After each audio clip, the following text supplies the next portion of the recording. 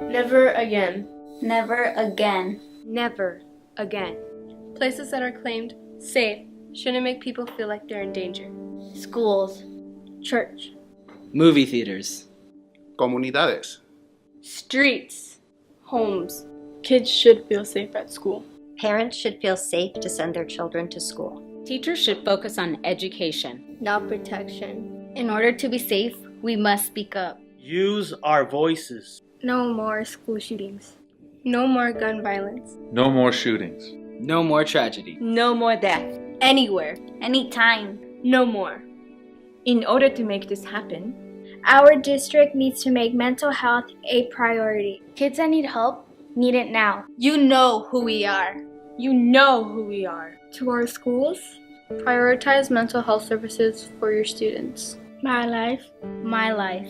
and yours Might depend on it. Stop bullying. It should never be allowed. Period. Students, keep your eyes and ears open. If you see something, Say something. That means if you see something that concerns you, report it. Report it. Don't hesitate. No more threats, fake or real. Los dos crean temor. anxiety. And panic. It was a joke isn't an excuse. Threats are an actual result of human decisions. Be responsible for your actions. Be responsible for yourself. And be a leader. Not a follower. to our parents, we tend to shut you out when we're in trouble. Mom, Dad, don't let me do this. Be involved. Check my phone and social media. And know how I'm spending my time. Ask me if I need help. Because I probably do. But I won't admit it. I need to know you care.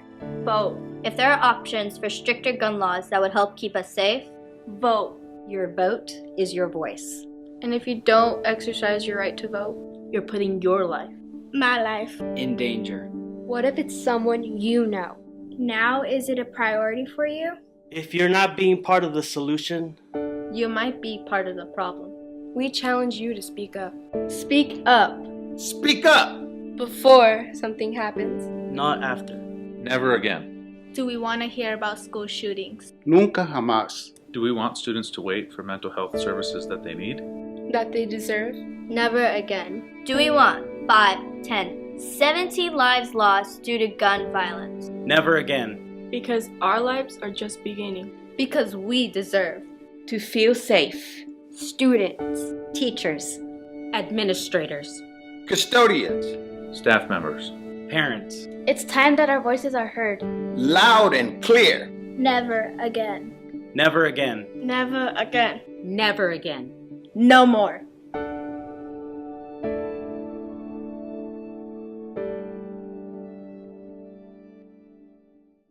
Hey everyone! Today we are going to show you a short video we created about the dangers of the internet. This video shows you that some of the videos online provoke you to do things that you shouldn't do that can get you seriously injured or killed. We hope you enjoy.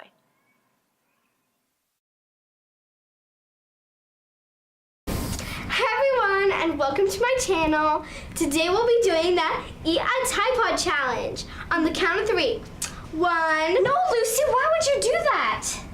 To get followers? Lucy, you can't. People are going to the hospital because of this. No, they're not. Sorry for that interruption. On 1. No, Lucy, no! Why'd you do that? I don't want you risking your life just to get followers. Maybe you're right. This time.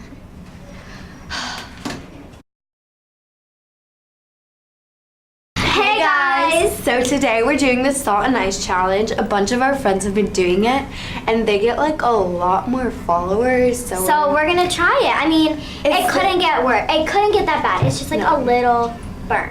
So let's try it. Okay. I'm gonna get the ice. Wait! What do you think you're doing? The salt and ice challenge? Duh. You know how bad people get hurt from that? You can die. It'll recover eventually. That's all you think of? Yeah. Do you just want more followers or do you want to get hurt? More followers, you know. Yeah. Oh my gosh, look at this picture Nikki just sent me. She is in a hospital. From what? From this thing. Yeah, okay, maybe that's why. Maybe we do a different challenge. Let's go have a ton of donuts. Let's do the donut challenge. Okay. Okay. Guys, today I'm doing the stuffed animal ghost challenge where you fill your stuffed animal with rice and see if its spirit comes back to haunt you. So, let's get started. Who are you? I'm a ghost, duh. Don't you see the floating head? Please get away. Why? Because you're scaring me. I'm just here to help you. No, you aren't. Please go. Yeah, and can you tell me why you're doing this video? For followers. Yeah, and do you know these followers? In the world, yeah. Uh-huh, sure. Now, don't do these challenges because you'll get scared like this. A pretty face like this. I mean, how do you get scared of this? But you can't get scared of that, okay? Because you shouldn't do them in the beginning. Those are very scary challenges, even though they might not even be true. Okay, I get it. Doing these challenges are bad. I won't do them anymore. Now, So please this is get what away. I look like in a stuffed animal.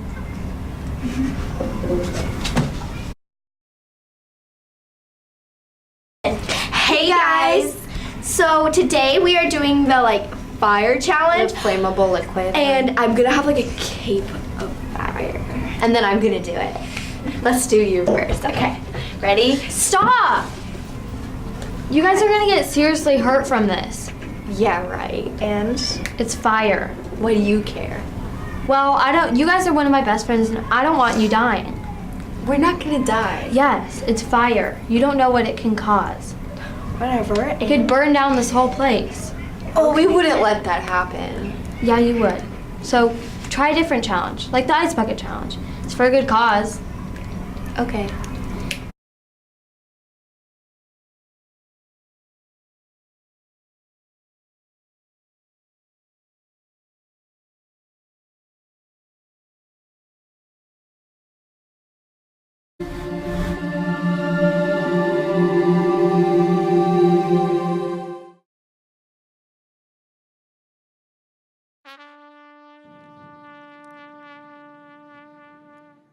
Looking through a lens to see life.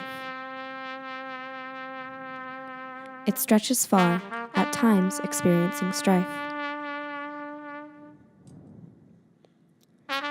As the sun rises, I feel warmth and hope. But as it goes down, I cry and mope. When the moon reflects on my tears, I contemplate on all my fears. Walking through the winding tunnel, dark and blind.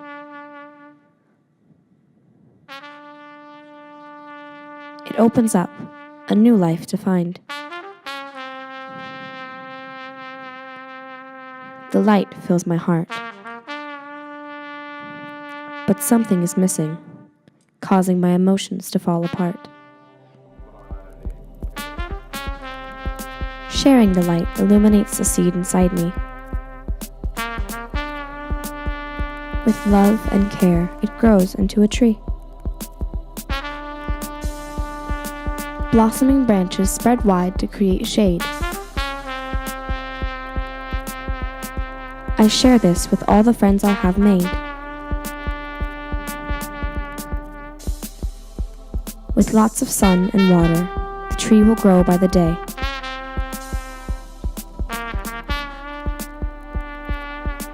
As the branches stretch, they will spread positivity in every way.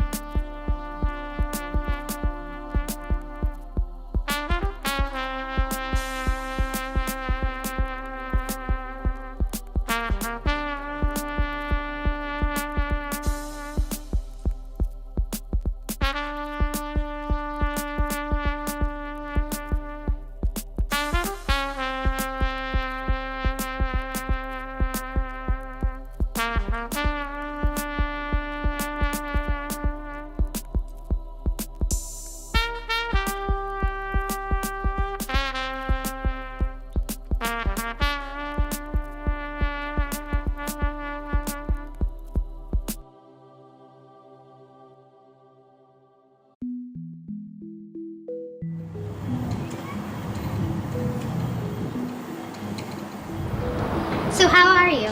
Good, just tired. Why? I was awake all last night finishing up my report. Wait, what report? Isn't it obvious? The report is the only thing we've been working on for social studies. How could you not remember? When is it due? It's due today. Uh-oh, I forgot to write it. What do you mean you forgot? The teacher's gonna get so mad at me. Yep, you're busted. What do you mean you didn't finish? Well, I guess I didn't have enough time to finish it. I gave you 3 weeks. 3 weeks is plenty of time. Definitely enough for you to finish your essay. I'm disappointed in you, Holly. You'll have to stay in for recess in order to finish your report. Yes, sir. I can't believe I got a detention. Now I have to stay inside instead of getting to go outside. There, done. That does it.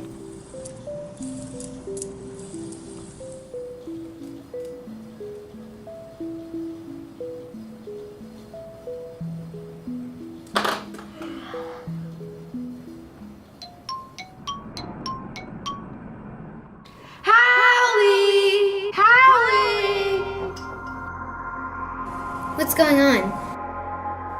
You have made the wrong choice. About what? Your report. Plagiarizing is not a good idea. Plagiarizing? What's that? You can't take credit for someone else's work. That's plagiarism.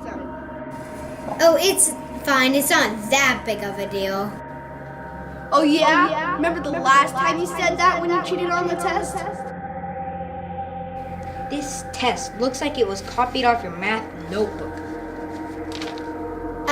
What makes you think that?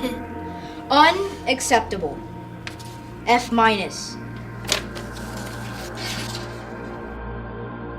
Oh, it wasn't that bad.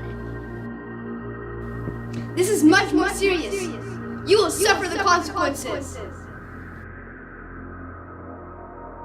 Are these your own words? No, I used a website called freeinformation.com. You plagiarized. This is not allowed. You are expelled for this. No! You have been warned. You have been warned.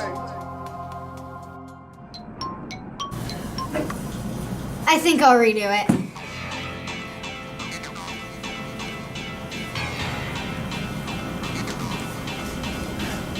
Teacher, can I finish my report? You mean you still didn't finish? No, I was, brainstorming. Okay, you have until the end of the day. This is your last chance. Well done, Hallie. Really? Well, it isn't exactly worthy of an A, but at least you have the good sense not to plagiarize. Yay! I definitely learned my lesson about plagiarism.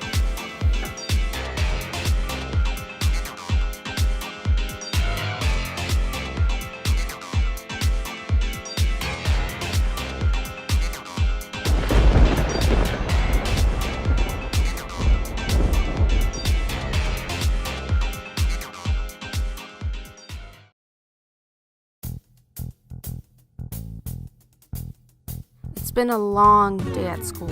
Our brains are overloaded. Our teachers tell us to critically think about this, collaborate on that, problem solve. Man, being a 21st century learner is a tough job. I really have no idea what it all means. Yes!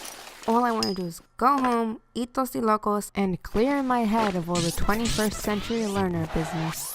Oh my god, stop bidding me. We're supposed to be on the same team. Huh? What happened? My controller isn't working. Neither is mine. Just our luck. It crashed. Alright, freeze the video for a moment. This is where we kids really shine. We know our gaming. Almost every one of us has been in this position before. And what do? Play the video and I'll show you. Hey, can you help me figure out what's wrong? TV turned on? Check. Plugged in? Check. Hey, are we actually collaborating? Check. Batteries? Cables? Check. And we're critically thinking. To problem solve. Yes, it's back on. We fixed it. Wow, it all makes sense now.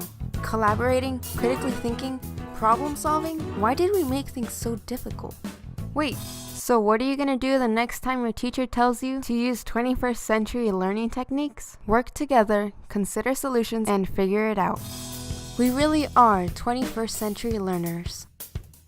Mom, we don't have anything to eat. Well, figure it out. Here we go again.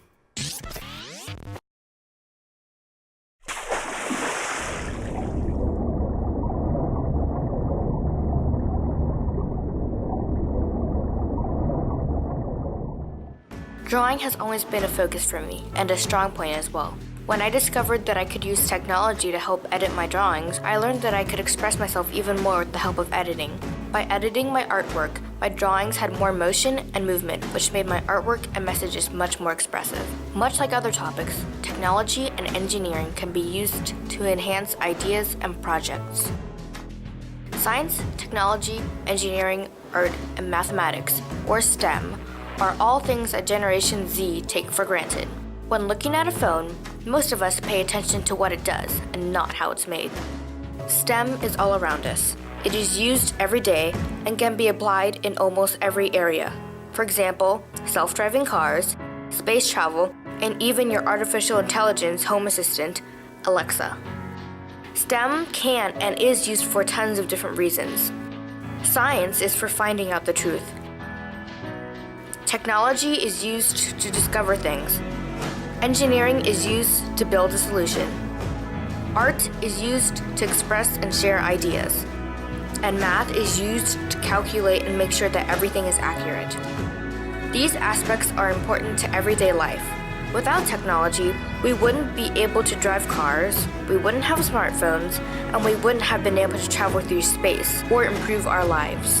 When you learn STEM in school, you may think that you can't use it when you grow up, but it is desperately needed. There are tons of high-tech jobs that are available, but we don't have enough people in STEM to fill them. The consequences if we do nothing are drastic. Our economy and how we prosper as a country will greatly diminish because most of the high-paying jobs will be exported to other competing countries. STEM is needed for everyday life. Without it, our lives would be so much different than they are now.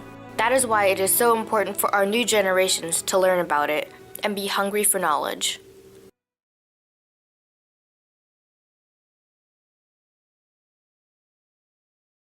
Company A, 4th Tank Battalion, Camp Pendleton, USA.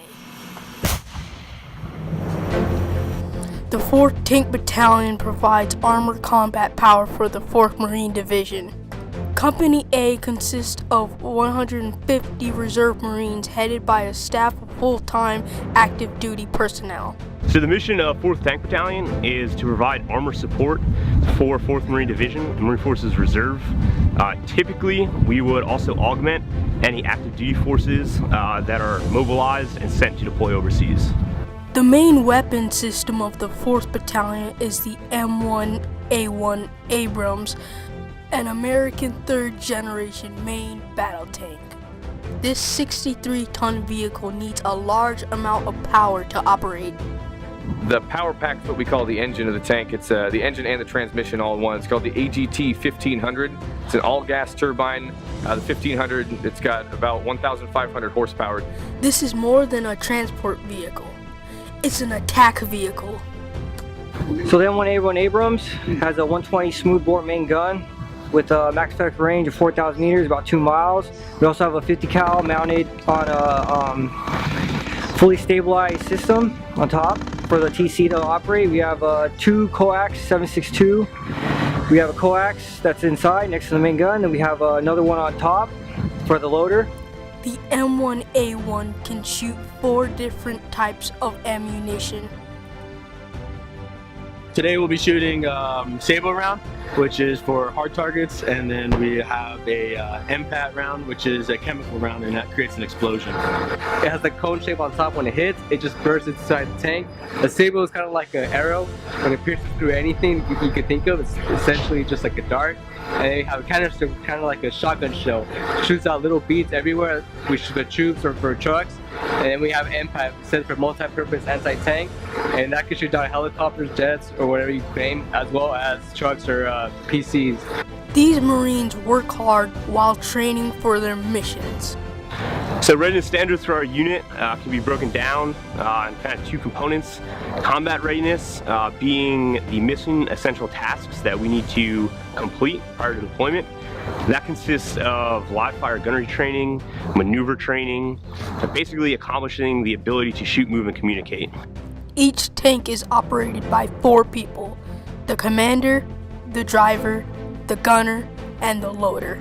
I am an M1A1 Abrams loader, and what that entails is that I load the main gun with our ammunition, and so I supply the gunner and the tank commander with ammunition to fire off at targets. I'm a tank commander and I'm in charge of the M1A1s, as you can see behind me. I'm in charge of 3 other crewmen. It's a loader, my gunner, and my driver. The gunner is basically in charge of the main tank while I'm in charge of the 50 cal, and then my loader is in charge of loading the rounds inside. The tankers are important, but they could not perform effectively without support from the mechanics. So I'm a tank mechanic, 2146, the MOS. I'm a tank mechanic for Alpha Company. My job here is to make sure that these main battle tanks behind us are always up and ready to fight. So we work on the engines, transmissions, work on all the electrical and hydraulic components in and out of the tanks. We make sure that the tankers can utilize them and do their job effectively. These brave Marines protect and defend our country with these outstanding weapon systems. We work hard, we work together, one team, one fight, and through that we're able to deploy and respond to any sort of conflict.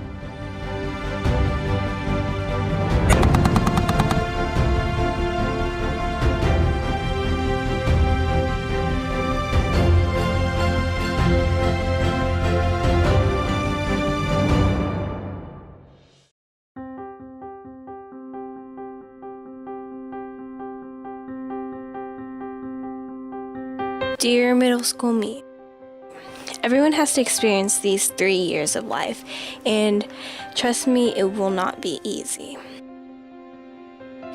As much as you want to click the fast forward button or rewind button, don't. Even though some days or weeks or maybe even months feel absolutely horrible, I promise you things will get better. I know you are beautiful no matter how awkward in the stage you are. I know it might seem like you're worthless compared to your friends, but don't let the unrealistic standards of beauty get to you. You'll completely drain yourself out and waste your time comparing yourself to other girls.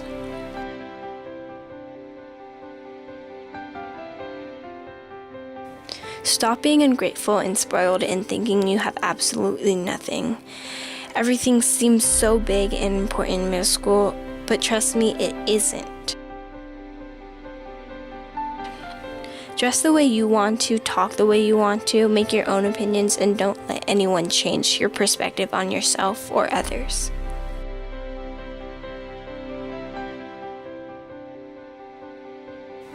Trying to please everyone is impossible. Friends will come and go, and it's not your fault. It's a part of life, but the friends that stick to you are the truest friends that will last forever.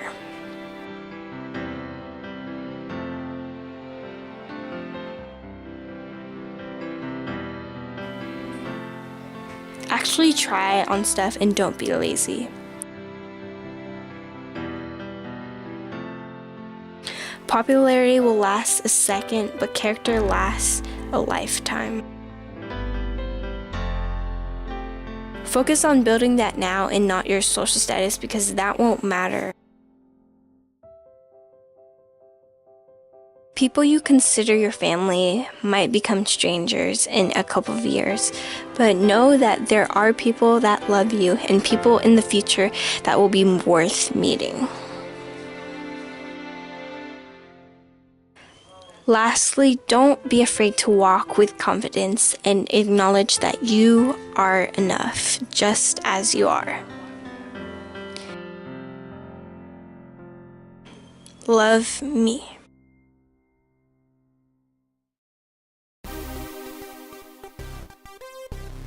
The bike club is about learning how to ride your bike on the street like you're a vehicle.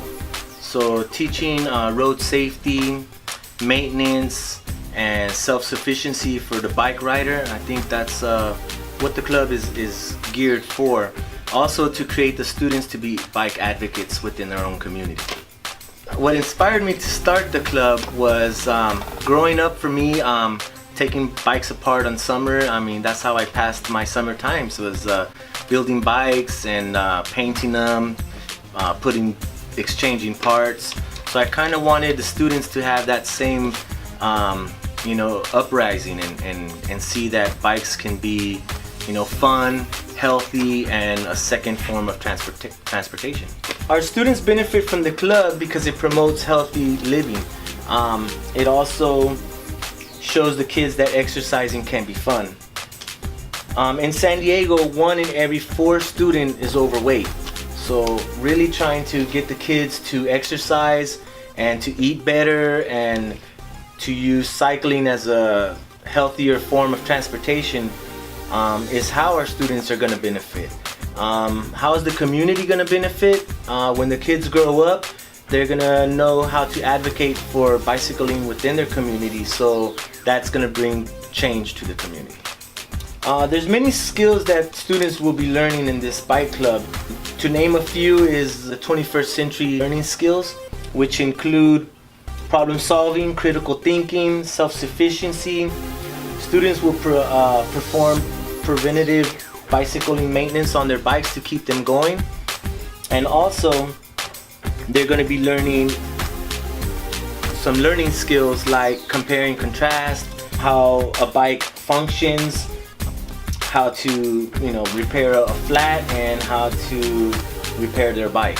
K-Cicletas just started coming together and growing, started getting donations, started getting backing from the KCNS organization, and today we have at least 40 students enrolled in K-Cicletas from primary all the way to 5th grade. We also have some students that come down from prep and join the club, and pretty soon we're going to be starting the K-Cicletas High School with the high school students. May 27th is going to be a really cool event. It's going to be a bike ride, a short bike ride from Primary Academy down to Chicano Park. Do I plan on continuing this club for next year? I don't think we could stop it right now. I think it's growing, it's getting momentum, it's getting recognition from the community, it's getting recognition from bicycling community and from the KCNS community. So yeah, we're gonna continue the bike club as much as students like to ride bikes. We'll keep going.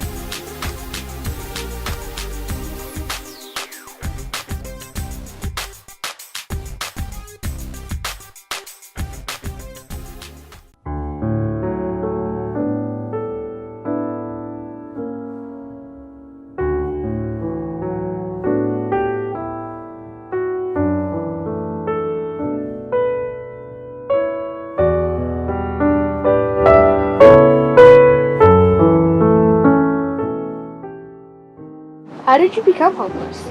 A medical crisis. I had my whole body infected. I nearly died. I lost my girlfriend to suicide. During the same time period, I had no home to go to. I had to spend all my life savings to stay alive. And I came out penniless and no place to go. Before you were homeless, tell me more in detail about your story. I used to work construction. I used to run heavy equipment for 35 years. But California is the #1 state for homeless population. Is it hard to get a job if you are homeless? If you don't have an address and a permanent residence, it makes it very hard.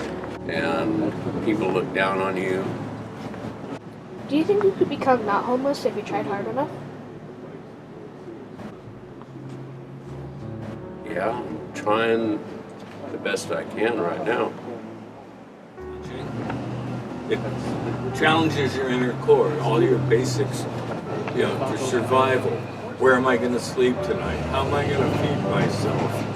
How am I going to bathe? All the basic life's questions that you take for granted. How many meals do you think you get in a week? I eat once a day, if I'm lucky. What is the hardest part of being homeless? Security.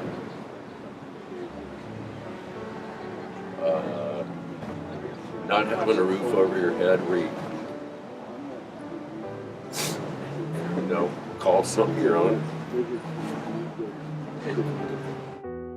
In January 2015, California had the second largest number of people and families with chronic patterns of homelessness, 22,582. Do you think community dinners like Fill-A-Belly help the homeless community? I think Fill-A-Belly is awesome. I think the churches have put that up, and there's different churches that help out. I think St. Andrews, St. John's, and some of these other places that give out clothes and food are the only way anybody out here will make it. A research has shown that only 25 to 40% of homeless are on drugs.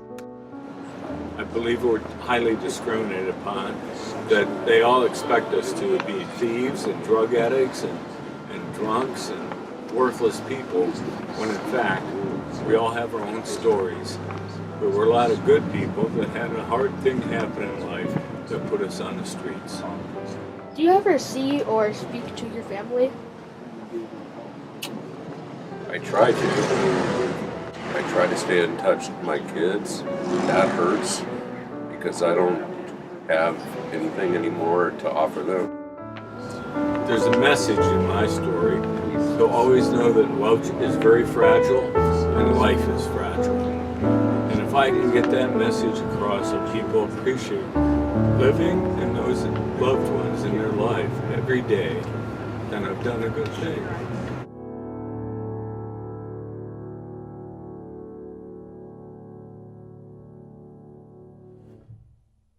Growing up in the neighborhood in Logan Heights, Chicano Park was my playground. I would always be there.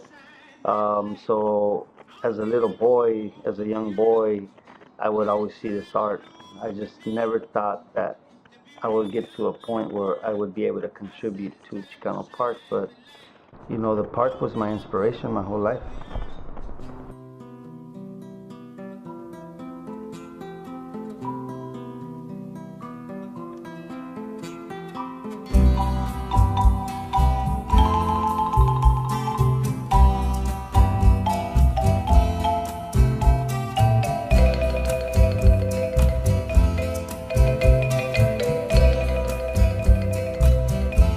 I actually started to work on the restoration of Chicano Park in 2011. I was invited by Victor Ochoa and to help out, do more of the labor work. And then I would go home and I would start messing around with concepts and designs.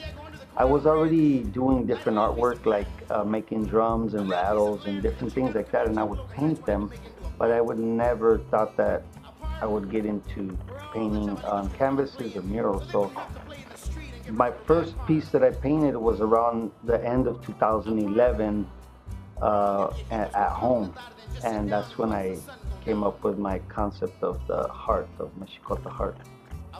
Do you believe the youth will step up for Chicano Park? Well, that's up to the youth, and it's up to us to do a good job and to educate them and to show them the importance of Chicano Park, why Chicano Park is important, why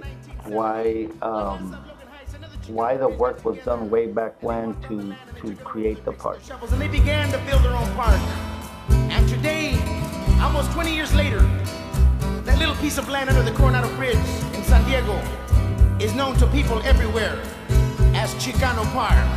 Órale, raza, vamos al parque. Yeah. It began in 1970 under the Coronado Bridge en mi barrio in San Diego, where my began to find for Chicano Park, for it's up to us if we want to keep our culture alive, our traditions alive here in this community, that our next generation, our young people step up and take up the responsibility. Like today, I'm doing. My elders have done a good job. Now it's my turn to try to keep it going. Right now, our class, our creative expressions class, is actually doing a student art project honoring 4 elders in the community. So that's a way that we can honor them, is by doing an art project, learning about them, learning about the struggle, their gifts, the things that they did for us, and then having an art show and honoring them. So that's one way that we're going to be honoring them here at our school.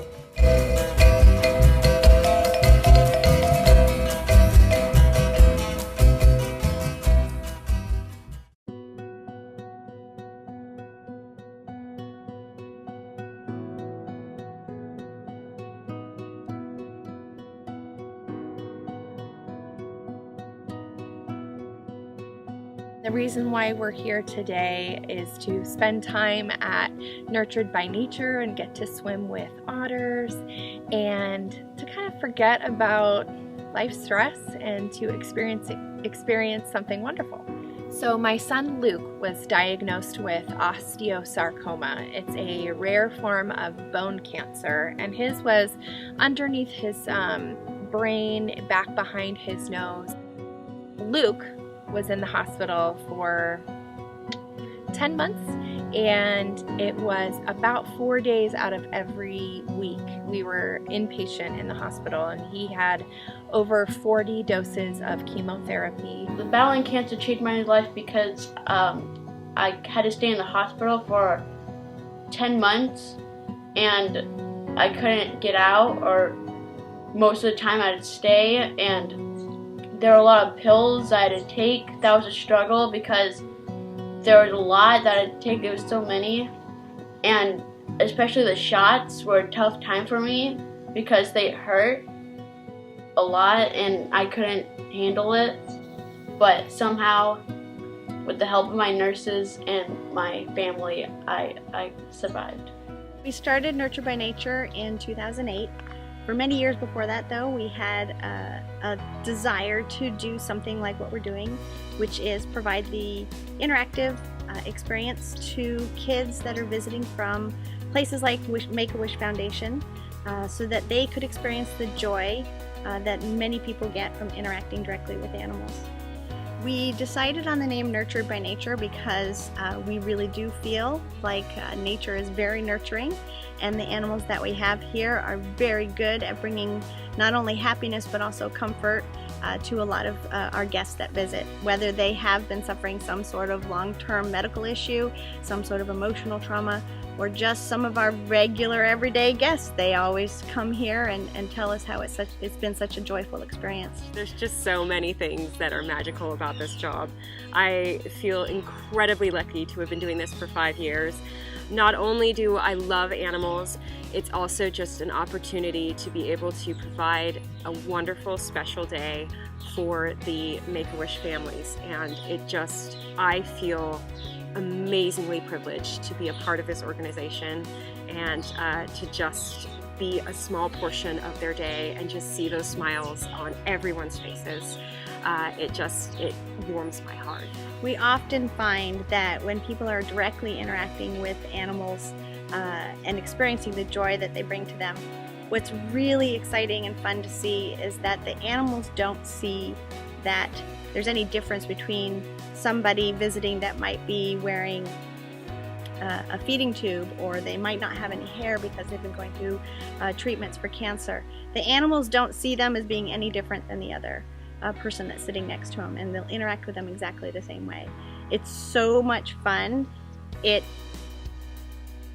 basically overwhelms the day, and you can forget about all of the troubles that you're seeing in your daily life. It kind of takes you outside of that for a few hours, and that's really something very special.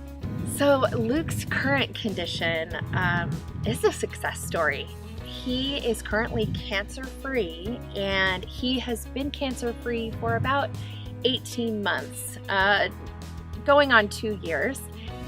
Overall, I mean, we are doing great, and he is back to being as normal of a kid as you can be after cancer. My family is probably the best family I could ever ask for. My dad is funny and he plays games with me, especially Clash of Clans. And my mom is very sweet, and when I'm down, she always helps me get back up. And my sister, she's always there for me to help me through struggles, and it's just always fun to be around them. Watching Luke be nurtured by nature and be here with our family has been indescribable. It's been so wonderful, and I really can't believe that we got to do this, and it's memories we will take with us forever.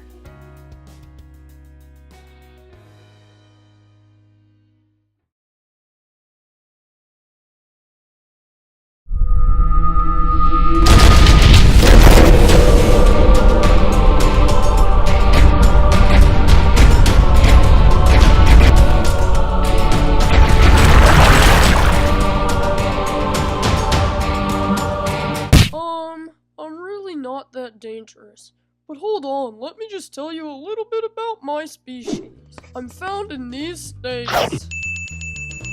And because I look like these guys, and I'm the closest living relative to dinosaurs, people usually think of me as a monster, or my twin brother. Hey there. What's going on here? Oh, I was just telling these nice people how you always eat people, and everyone blames me because I look like you. I mean, I couldn't have eaten too many people, right? Actually, you did. According to James Barron Ross of the University of Florida, officials estimate that you kill about 1,000 people per year. That's 100 times more people than these things eat in a year. Almost forgot about that. Gotta go. Well, let's talk to some people and see if they think I'm dangerous.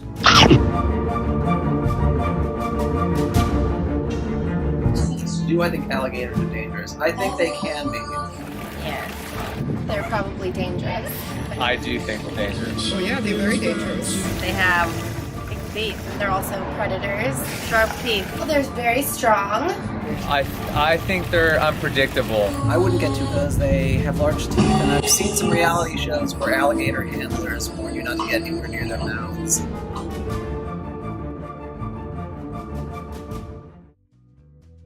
So these people are mostly wrong. Just because alligators do attack, it's not because of the reasons you think. Here, have my friend Jamie Bridges explain. He's an alligator expert who owns his own alligator business in Hot Springs, Arkansas.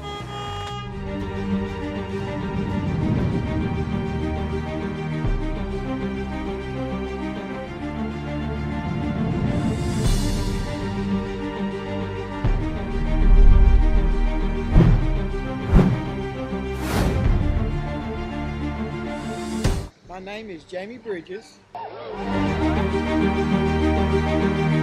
I've been doing it ever since I've been alive, truthfully. We have 126 alligators at this time, and they range from 1.5 feet, 2 foot long to 10 foot long. We feed them on Thursday, Saturday, and Sunday at 12 noon. Since our ponds are not natural, they're concrete now, they can't hibernate in them. So now we have to move them all inside that building back behind you here. They're hibernating, and we keep them in that building to around May 1st. And they grow so slow here, they don't eat for about 7 to 8 months of the year.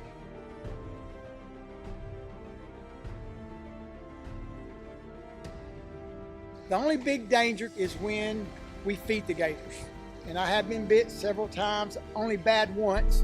When we put a feed show on, they do get they get in a frenzy as far as eating goes. I got 36 stitches on my arm here where I got bit 9 years ago. A 9-foot gator got me, but thank goodness he barely got me. If he'd have got me in the back of his mouth, he could have ripped my arm off.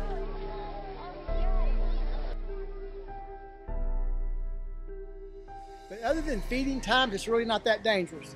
Just like right now, it's not a feeding time, and I'm standing here amongst them, and they're not messing with me. Now, if I start making the feeding call right now, some of them are going to come over here to get some chicken probably, but they're not really hungry right now because they just fed today. I just have to leave my arm down there too long. Come on, come on, come on here.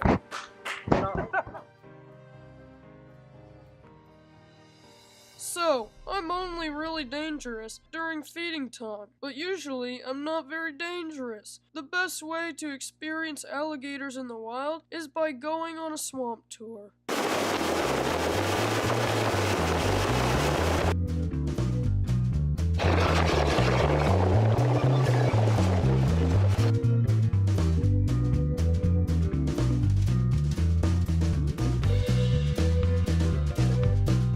It's an opportunity to see many alligators in their homes and explore the swamps of southern United States. So if you're ever in my neighborhood, stop by and feed me. Don't get too close.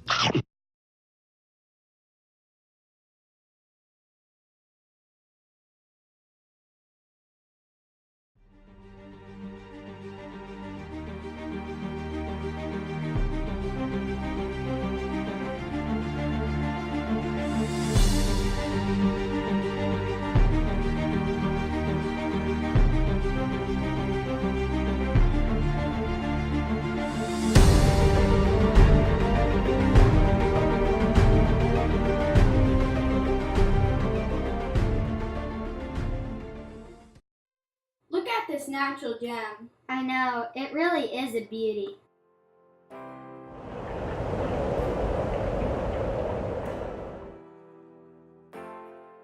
In 1983, the San Alejo Lagoon Ecological Reserve was formally dedicated. The lagoon is perfectly imperfect.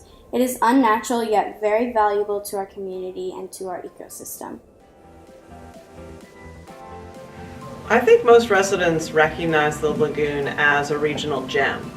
So the lagoon provides an outdoor habitat that we don't have in this coastal area, and it's been maintained and is promoted and is open and available to people in a way that other places really aren't.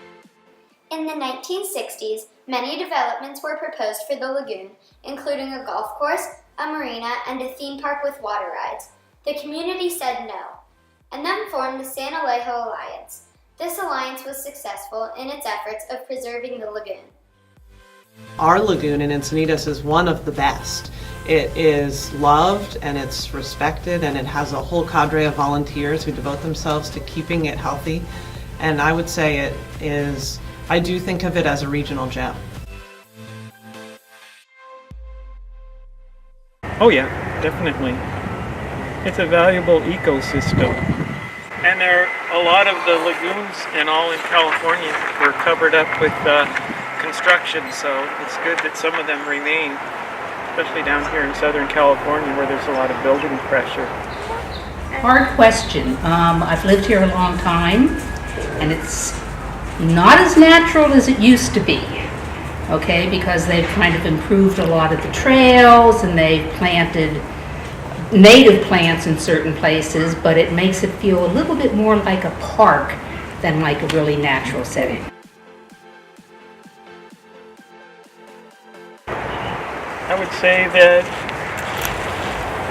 they appear to be done in conjunction with the nature, so they look natural.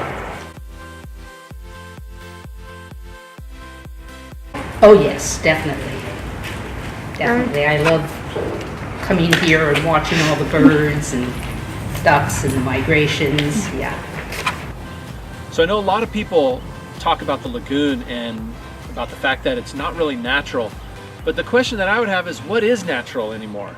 I don't think that there's any place you can go on our planet where humans haven't affected it. Whether you're in the deep ocean and you have ocean acidification or global climate change impacts, or you're at the top of the highest mountain and you have different things in the air from the industrialization of society. I don't think there is such thing as natural anymore on our planet. Over the years of its existence, the lagoon has been significantly changed by humans, altering its natural state. Never can be considered natural. We don't have a natural system in existence in California, with the exception of a few small, very small drainages along the central coast. Currently, the lagoon is under major construction. The San Alejo Lagoon Restoration Project will revive the wetlands by improving tidal circulation. This will benefit the native plants and animals, including threatened and endangered species.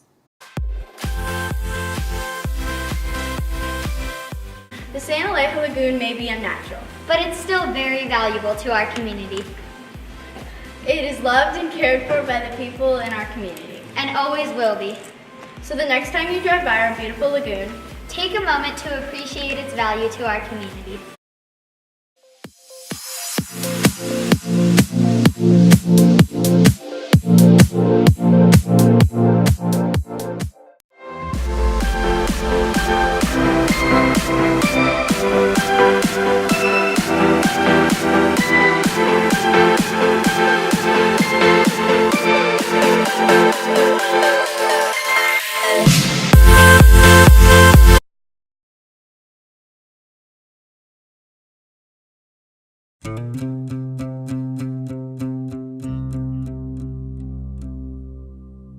هاي أنا شمي إندريانيون ويا محكثة زي محكنا شمح سورث سو إيديو زي ما بنخ خكمة قاعد مديان أنا كمان يا حلوي قاعد سورث of the culture of سورث أول مديانة كمان لازم أختدي ذوتين السورث محكثة من إيشوار سورث إلى محكثة كبيرة صعب وخامة بالخلا حتى صعب إلى وكذا واحد قاعد عربي كبيرة ناس قاعد أمريكا كما أحكي سورث بس كبيرة من هيك عايشة قاعد كاليفورنيا من دها كذا تنخك من مديان قاعد سورث ده لما البنوخ قاعد مديان قاعد سورث culture أي سورث culture إلى ذاته من خلا كويذا من داني ناشو من ميدل إيست تري خلا أنا عجبني من سورث إلو قاس ودوما إخال الدوما إلى بسمته قاول سورث culture من إبارزة وخنا مدياني بغض قارد قاوح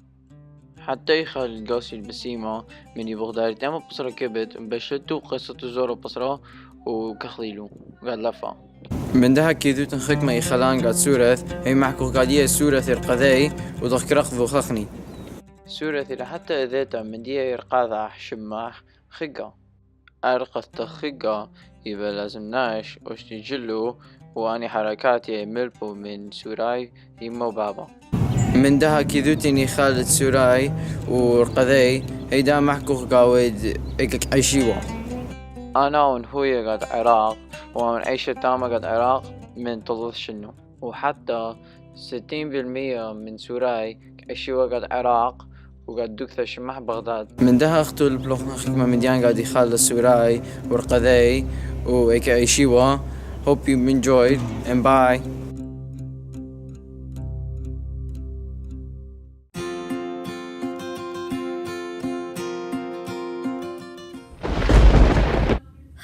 Another 365 days until Halloween. Something feels missing. What is it? No, it's not Thanksgiving. Let's try something else. Not Easter either. What is it?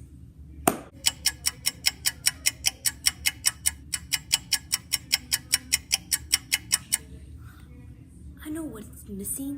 Dia de los Muertos. Of course you wouldn't know what it is. Let's find out together. El Día de los Muertos es para honorar y recordar tus antepasados. El Día de los Muertos es celebrado durante el 1 hasta el 2 de noviembre. El Día de los Muertos es separado en 2 días, uno para los niños y otro para los adultos. Empezó cuando los aztecas honoraron sus antepasados para un mes. Aquí tenemos un altar muy simple. Un altar es usado durante los días de los muertos para representar la cosa más querida la persona encantó. En este ejemplo de un altar, el zapato representa que a mi abuela le gusta hacer arte. Una comida típicamente para los días de los muertos es una conchita. El Día de los Muertos es un día con mucha risa y felicidad. Con nadie triste. Durante la noche todos van al cementerio y decoran las tumbas. La tumba es decorada con luz y flores. El flor usado durante los días de los muertos es cempasúchil. Well, I guess that's all you need to know about El Dia de los Muertos. As they say in Spanish, hasta la vista.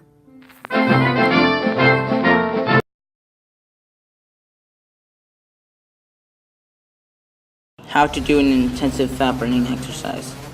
Here are 6 steps of the exercise in each round. After doing a 30-second work for each step, rest for 10 seconds, then move on to the next step. Step 1, push-up time.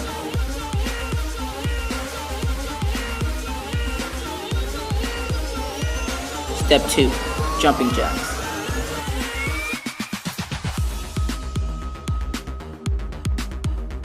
Step 3, mountain climbers.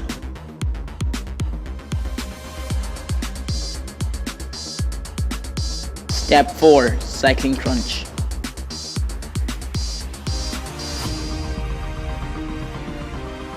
Step 5, high knees.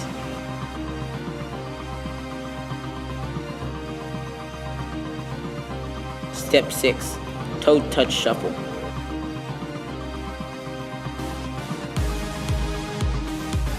Do as many repetitions as possible under 30 seconds of work. Repeat as many rounds as possible. Special thanks to Jordan Yeo for the idea.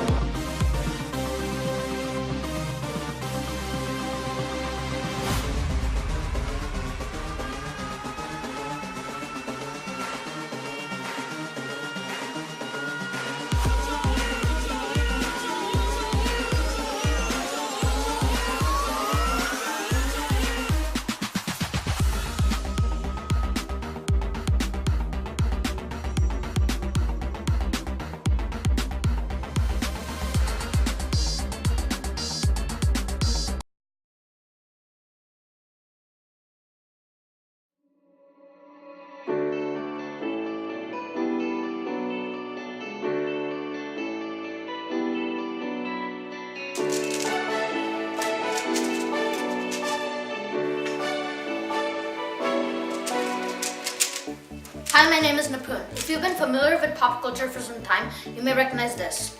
This is called a Rubik's Cube. There are quintillions of combinations on the cube, but the end goal of the puzzle is to match up all of the colors and all of the sides.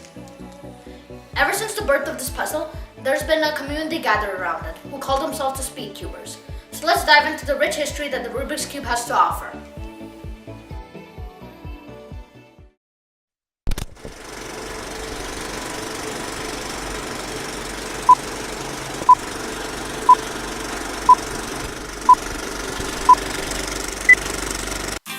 The puzzle was given life in 1974 when the Hungarian architect by the name of Erno Rubik created the puzzle. Ironically, it took Rubik over a month to originally solve the puzzle. He originally used the puzzle as a model to teach his students until the puzzle had been licensed to be sold by Ideal Toy Corp. It was an instant success in the market. Many people started working on methods to solve the cube. One of the most famous and effective methods that exists is called CFOP, invented by Professor Jessica Friedrich. Today, the Rubik's Cube is one of the top-selling products in the world. Shortly after the creation of the Rubik's Cube, many different groups of people started working on different methods. And soon, the first Rubik's Cube competition came about in 1982. There was some lost interest for a little while, but in 2003, the Rubik's Cube made a comeback. The World Cube Association, or WCA, which regulated all official times, was created, allowing for more competitions to occur. The main goal for many people wasn't just to solve the cube, but to solve it as quickly as possible. This is called speed cubing, and the people who joined started working with each other.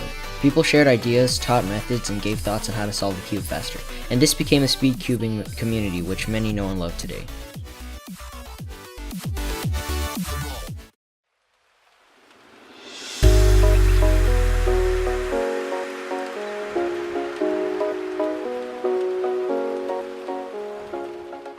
Having skills is one thing, but a good cube is also essential to getting fast. For many years, the Rubik's Brain was the best cube on the market.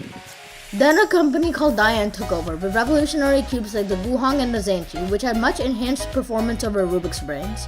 The 2x2 made by Diane continues to be one of the top cubes today. Diane had really left its mark on the design of speed cubes. Shengshao made their brand's debut with revolutionary 4x4s and 5x5s, as well as Pyraminxes. Next, Moyu came along with cubes like the Weilong, Along, and Hualong, which were all great speed cubes used by top speed cubers. Today, speedcubers have many different options for getting any puzzle, such as Moyu, GameCube, Chi, Mofengi, and Yushin. All these companies have created top-of-the-line cubes which have been used to set world records, and all provide great options.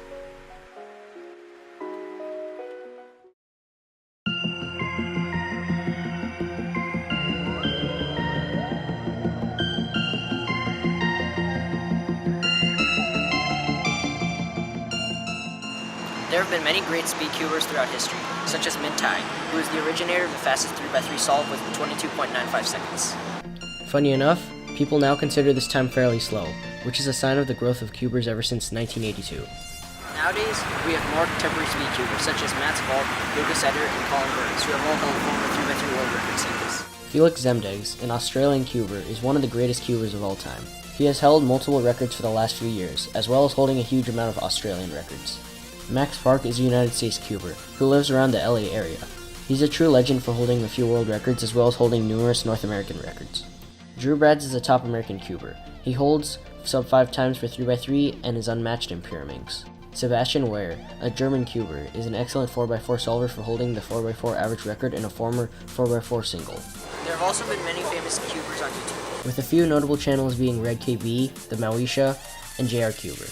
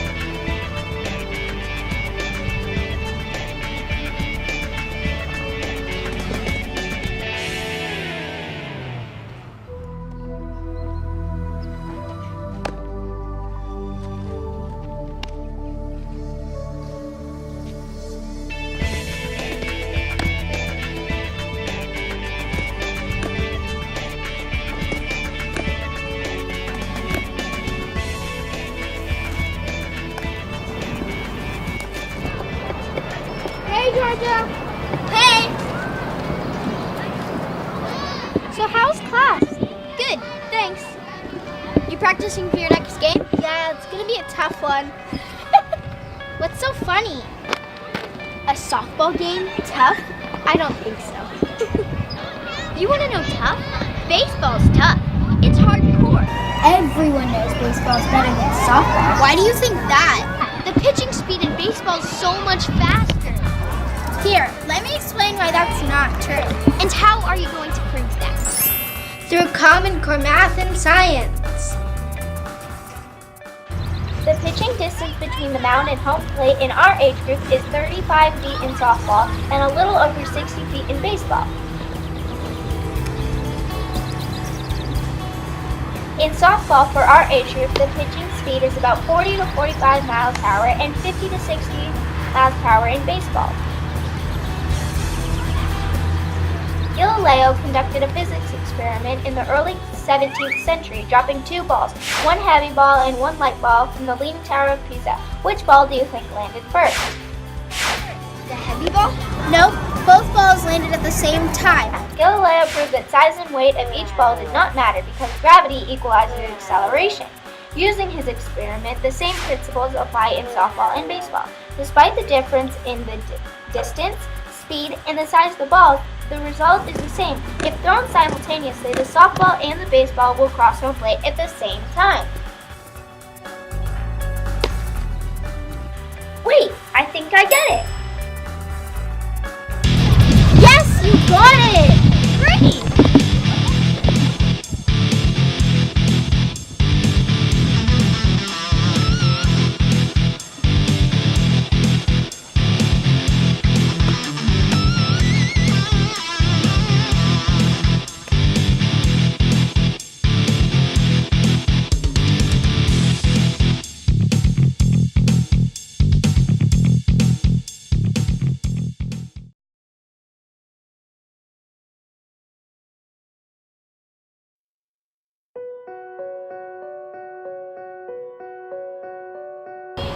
Hey, do you ever feel misunderstood or left out of classroom activities? Yeah, sometimes. Well, there are students every day that have to live and adapt to learning challenges due to impairments that sometimes make them feel left out. But here at Mission Estancia, we want everyone to feel included. So we did something. For a whole week in the month of November, a parent committee organized lunchtime activities. These activities help students to understand what it's like to have a learning challenge. A learning challenge can be a physical impairment or a learning disability. For example, blindness is a physical impairment. That's different from dyslexia, which is a learning disability. There were activities planned for each day of the week. What was your favorite activity? There were so many. My favorite were the service dogs. I love animals. My favorite was the obstacle course in PE class. We are all 6th grade students at Mission Estancia Elementary School, and we'd like to tell you about ability awareness. Volunteers brought 4 service dogs to special day classes for kids in the library to pet and interact with them. Service dogs provide lots of emotional support and give lots of love. They like to get lots of love too.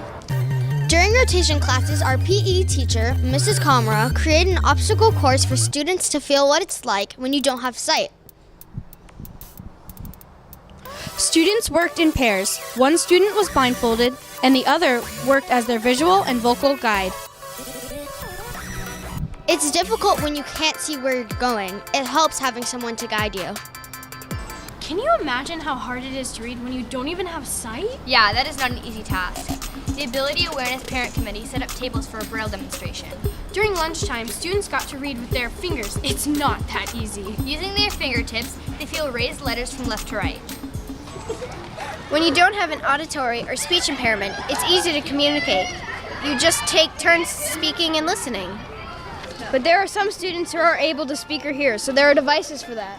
Students with physical, verbal, or auditory impairments can use assistive devices. These devices were on display and are amazing. Students got to try out devices to experience the difficulty some students with impairments experience with just trying to communicate. Just because you're in a wheelchair does not mean that you can't play hard. Wheelchair athletes came to play basketball, and let me tell you, it is not as easy as they made it look. They invited teachers to sit in a wheelchair and dribble down the court. Check out 4th grade teacher Miss Wood. She's pretty good at playing wheelchair basketball. We are lucky to have these activities at school during Ability Awareness. Think about it. What can you do to bring awareness and acceptance to your school? Thank you for joining us with this look at ability awareness at Mission Estancia Elementary School! Yay!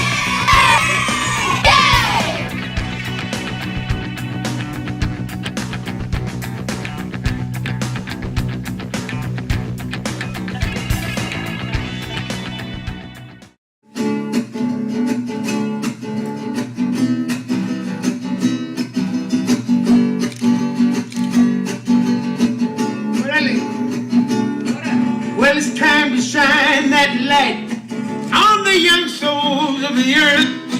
Let it shine, illuminate the beauty of their worth. Good morning, KCPA, and happy Monday. Today you will watch a video about diligence. Diligence means careful and persistent work or effort. It is our character trait of the month. We're excited to see it on our school. Have a great rest of the week, and thanks for watching. We gotta educate, not incarcerate. Souls of humanity will shine. So how did you do on the test? I don't know, I'm still waiting for it. I want to know what I get. Lewis. That's too much time.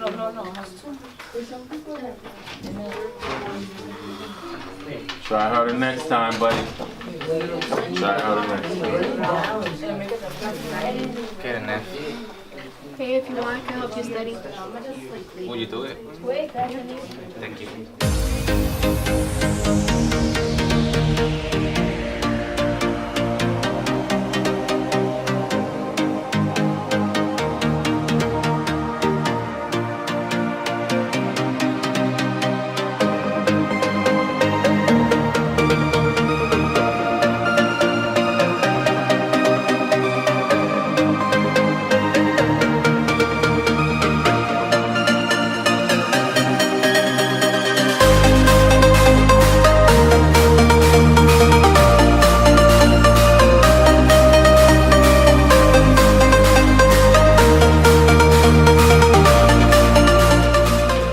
Got your test back, buddy. What did I get? No. You worked hard, you were diligent, and you got what you deserve. That's a nice looking A, buddy. Congratulations. Keep it up. What if Dolores Huerta gave up? What if Malcolm X gave up? What if MLK gave up? What if Mom and Dad gave up? What if Chunky gave up? What if Cesar Chavez gave up? What if you gave up? I said it's time to shine the light on the young souls of the earth. Let it shine and illuminate. We're here in a small town about an hour east outside of San Diego. This town is called Julian. Julian was founded in 1850 by English settlers. Soon after the Civil War, a man named Fred Coleman was walking over what's now called Coleman Creek when he found the first glimpse of gold that started the whole gold rush. It seemed like overnight that thousands of families were coming to Julian to strike it rich. Welcome to Julian! Julian has a rich history, and it started with the Indians. Here at the Julian Museum, you can see many things, like the tools that the Indians would use.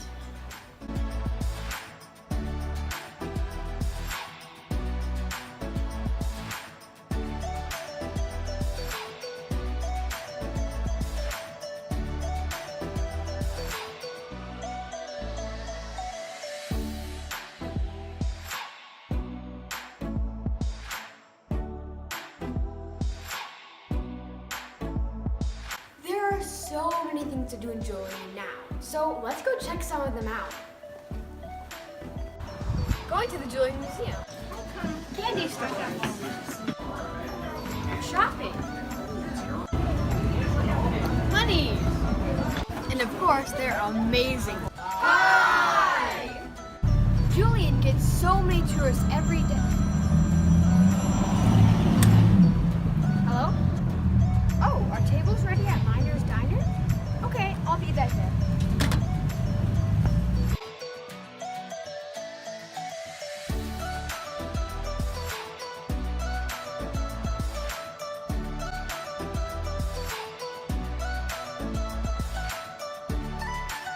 There was really one popular way to strike it rich back in the day, and it was gold painting. You would shake out the materials that you don't want, and at the bottom, it would be the gold. Let's go try that.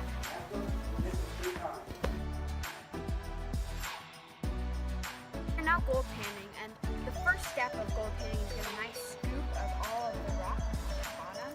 So this is my scoop, and then you want to get some water in there, and then what you want to do is like shake it up.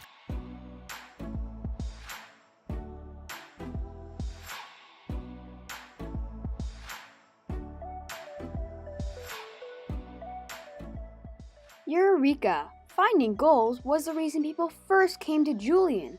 If you're ever in California, you should stop by for a visit.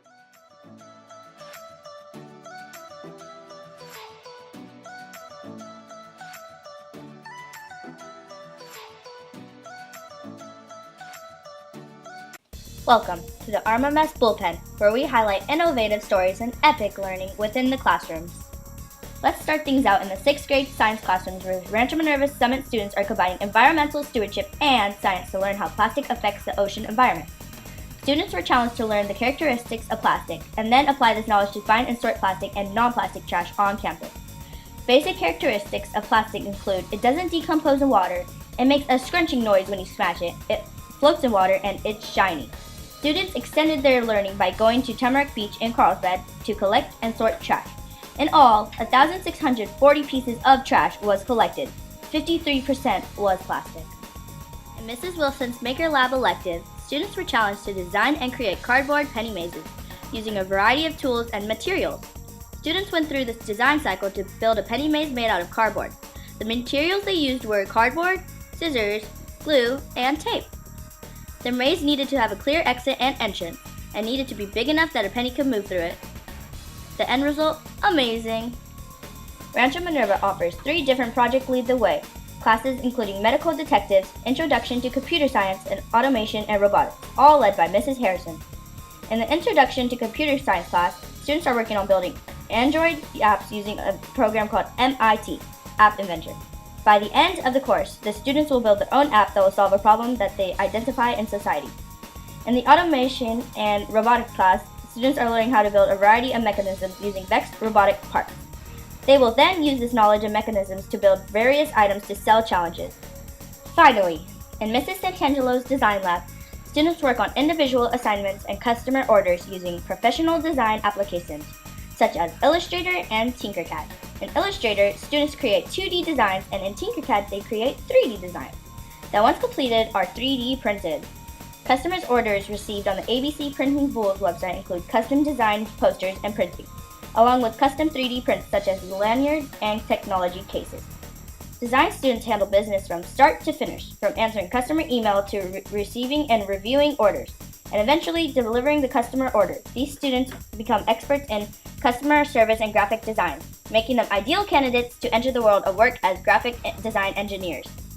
And that's a wrap. This has been another edition of the Rancho Minerva Bullpen, where student storytellers seek out epic happenings on campus and share it out through video.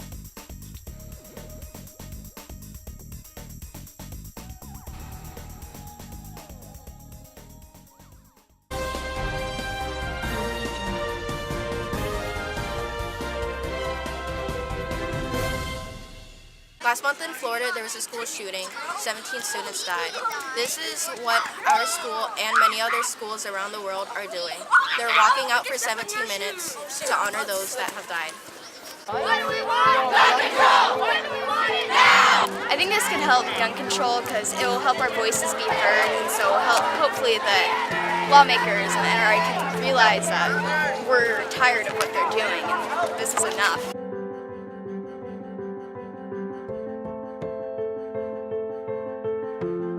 In 1967, Mary Beth Tinker, a young 13-year-old girl, decided that she and some of her friends would wear black armbands to school. with a peace sign on to protest the Vietnam War. They were subsequently asked to remove the armbands, and when they did not, they were suspended from school. This case was presented to the school board, and the school board upheld that the school was right in suspending the students. I think this is a generation that's willing to stand up and to have their voice heard. They could have just let this go, but they decided no. I'm standing here in front of my copy of the Constitution that begins with my three favorite words: we the people. We the people of the United States, we have the power in our country to make choices, to make decisions, to debate, to argue, and to come to better solutions for things in our society. These children are going to school fearing for their lives, and I think that's unacceptable. Like, we should live in a world where children don't have to be scared that they're gonna die when they just go to school. Like, we're trying to get an education. I think the walkout was a great thing to do because I think it helped our people under the age of 18 get involved in our government. I want to encourage young people to get involved in their government and to make a change in the world that is better for everyone else, for our future generations, so that the world will eventually become such a safe place for everyone.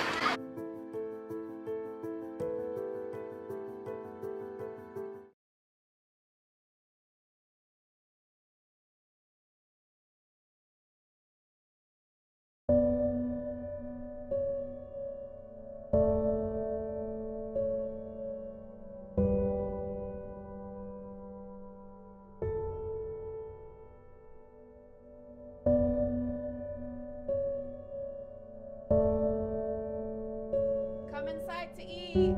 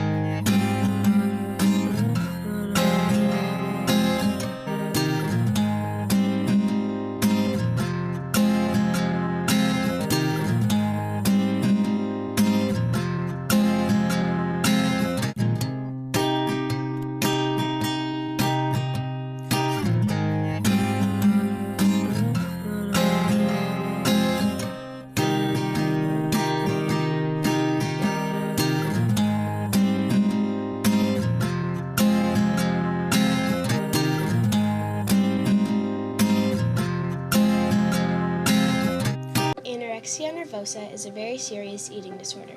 When people feel unsatisfied with their physical appearance and or weight, they refuse to eat and then are considered anorexic.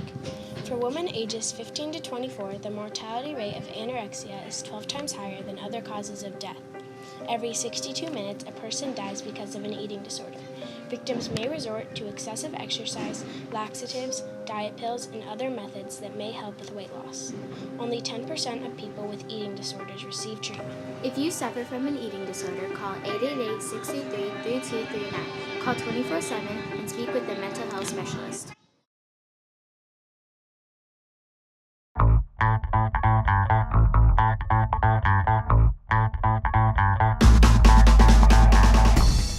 I'm gonna go to the movies with my friends.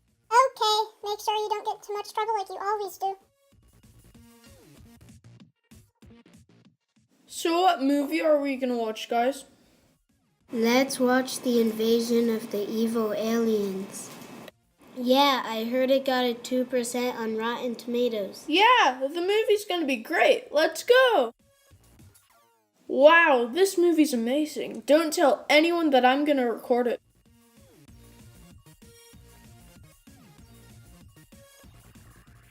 You shouldn't be doing that. Someone might catch you. Hey, you're under arrest. No, my mom's gonna get so mad at me. Oh, son, you know better than to record a movie with your iPhone X. I'm gonna ban you from using it for the rest of your life. No, I'm so far ahead in Clash Royale. Too bad for you. No copywriting!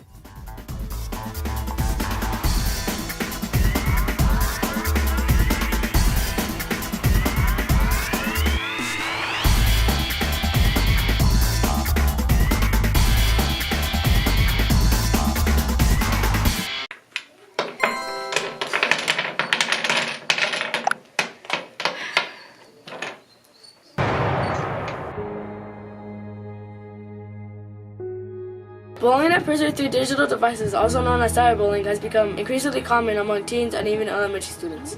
Unfortunately, more and more kids are being exposed to this problem. It can happen anytime, anywhere, and to anyone without notice.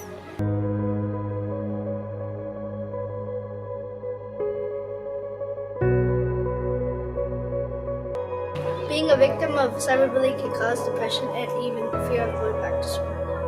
As technology advances, so does cyberbullying, and choosing to ignore it is choosing to contribute to it. Spread the word. Help our schools become a safer place. Stop cyberbullying. Before this, I have a problem.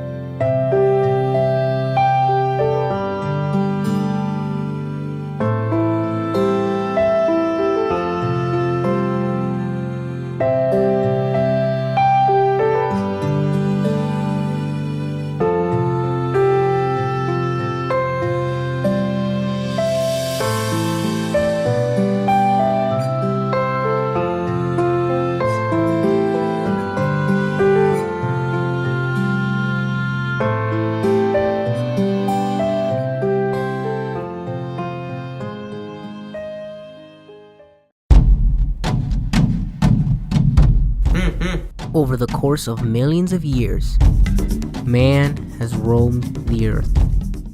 Then, as time evolved, so did man. Or did he? Hello? It's taken millions of years to stand up, but only 34 years to hunch back down.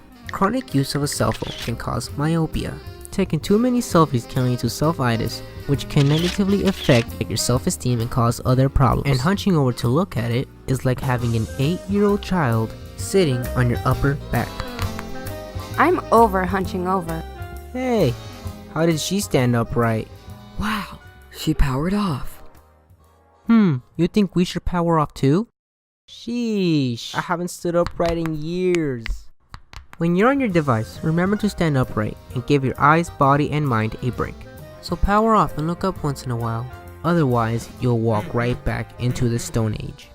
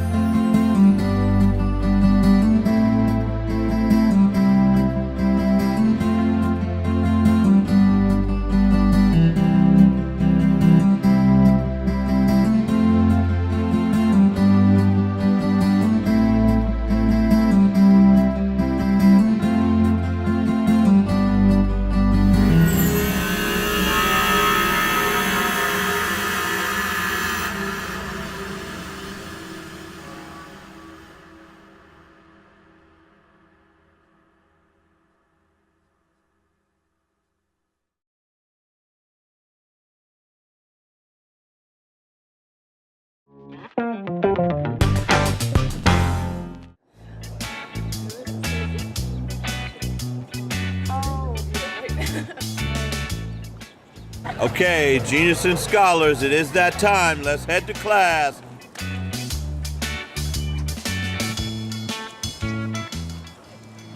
Bye guys, see you later.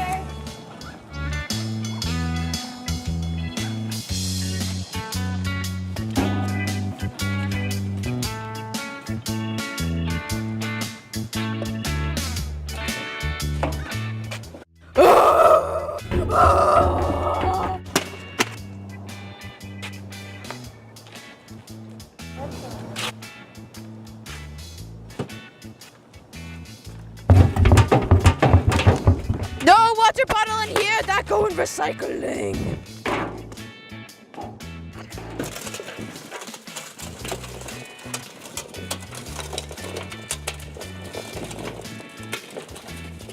Is anyone else seeing this?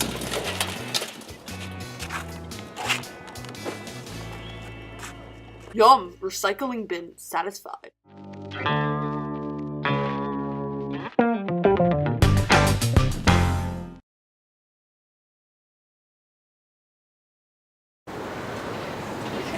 There.